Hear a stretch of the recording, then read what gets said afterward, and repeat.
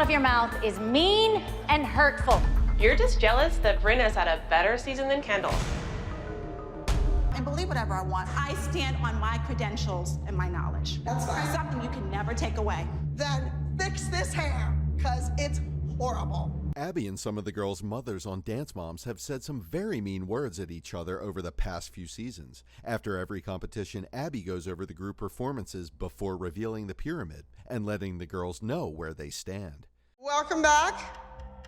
We were at Expression Dance Competition, and you guys did really well. And you were the overall high-scoring winning group. We did something that was completely unexpected by the crowd and by the competition. When the team wins a competition, the tension at the next rehearsal reduces because of the joyous mood and satisfaction. No one expects much drama at this stage, and even Abby is filled with compliments for the girls. Let's talk about our trios. So Bryn, congratulations. She led her team to victory. You were the highest scoring duet trio of the event. I thought you were outstanding. From where I was sitting, I loved the number. Abby is not one person who spends so much praising members of her team, but whenever she does, she ensures they get exactly what they deserve. Despite the team's win, some mothers have opinions about the results, and this might be a chance to voice them out. Abby, how do you really feel about moms who don't necessarily agree with the way the results went, automatically questioning? Why don't you just stop? All you want is drama here. You know what you think? I wasn't talking to you, I was asking Abby. Why are we bringing this up? We're talking about the trio. I don't care. You guys never once take into account that this kid has feelings too. During exchanges between mothers, Abby tries to steer clear of them as much as possible, but the mothers take this freedom for granted. They sometimes say things that are not good enough for their status.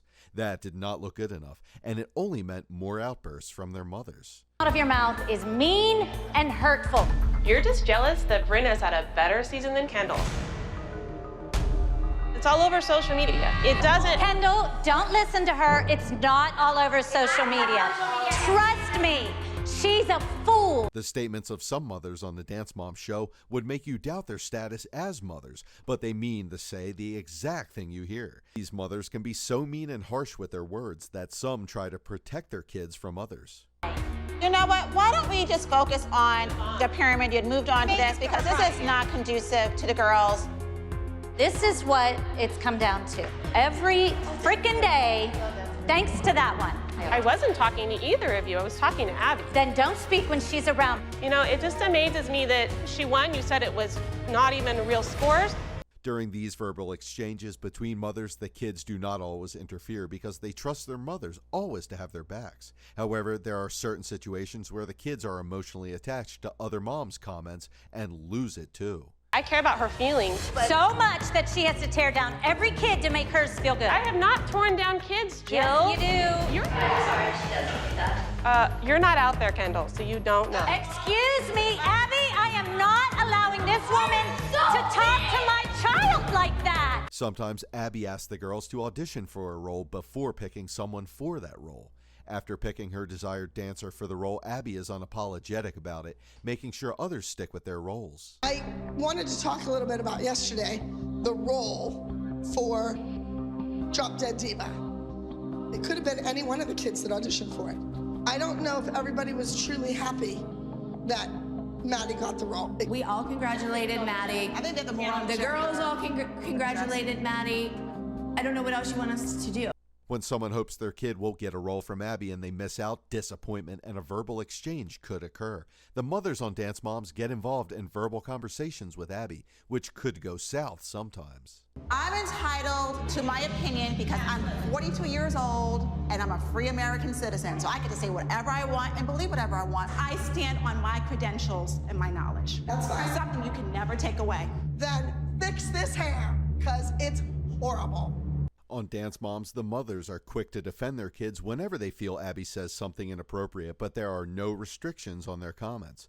Some try not to emotionally hurt Abby, while others say things to hurt her for the moment. Abby was not ready for what was about to happen. Why don't you fix your hair and fix your face and your body and everything else? And That's fine. When I join your dance company, I'll do let's it. start critiquing people. Let's start with you. Look in the mirror. Holly had to go after me, go for the jugular. Look in the mirror, fix your own body, fix your own hair. Holly's comments got some of the girls laughing, but Abby was not having it because it was a direct attack. She tries as much as possible to stand her ground when dealing with the mothers to ensure they stay in line, but the verbal exchanges could produce some inappropriate comments. Let's start. Get a padded bra. Don't wear dresses. What else do you want me to tell you? Huh? And you know what? I got approval for those braids and I got them put in. Not in from my dance company, didn't it? Yes, It says I right did. in it. Yes, Do I not did. change your hair. And you know what? I did get approval for it, and this is part of her ethnicity. Well, it's weighing her down. It's Ethnic weighing her dancer. down. The drama on Dance Moms knows no bounds. It gets worse when one of the girls' mothers is questioned about a decision she thinks is best for the kid. In situations like this, Abby always seems like the villain. However, Holly also took their comments too far, which is inappropriate. Enough is enough. If you want to fix someone up, and if you're such like a Miss Fix-It, fix yourself. Look in the mirror. Start with the woman in the mirror. And on all this, Nia, the lunge, the arch, all of that stuff is late and sloppy. Your mother thinks you're early. You're not. Whenever Abby and the team arrive for a competition, it is always amidst funfare and jubilations. This is one of the few moments where the team show unity despite pre-existing differences between them. This week, we have to put everything out there because we need to travel to LA with a win on our backs. Rivalry is one of the most critical aspects of the dance competitions on Dance Moms. Abby and the kids have their taste for this. Flowing from the past few contests, they have gathered fans and enemies from among the crowd and other dance groups. Let's hear it for Candy Apples!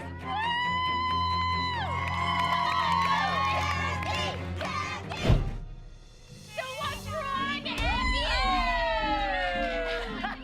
What happened, Abby? The chant wasn't as loud this week. That's one way to begin the episode, which signals the tense competition about to follow. While Abby has a brief attention span for rivals, she does little to stop them at this point. I haven't even been in the dressing room for 5 minutes, and the candy apple's already barging in, causing drama. Abby, you have nothing to say? Pick on someone your own size. This is a competition.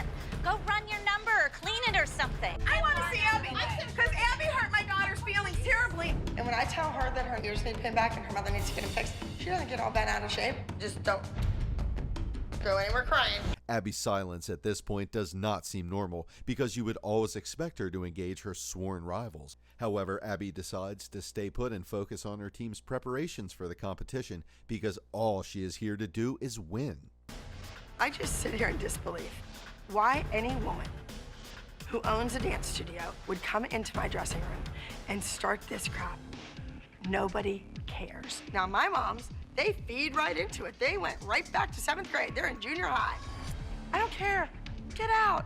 Get on your broom. Fly away. I want to win. Abby does not seem moved by the charade pulled off by the Candy Apples, as today's performance and result would affect the next competition in LA.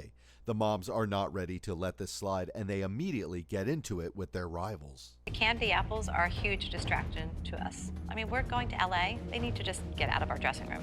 Your dressing room is over there! Bye, desperate. Bye, wannabes. Bye, you'll never be. The interview before the Candy Apple performance is one where Abby is expected to air her views on what she thinks about her rivals. The most expected fact in this interview is that Abby would never praise her opponents, and she does not disappoint. Wicked Witch of the West should thank me. I handpicked this team.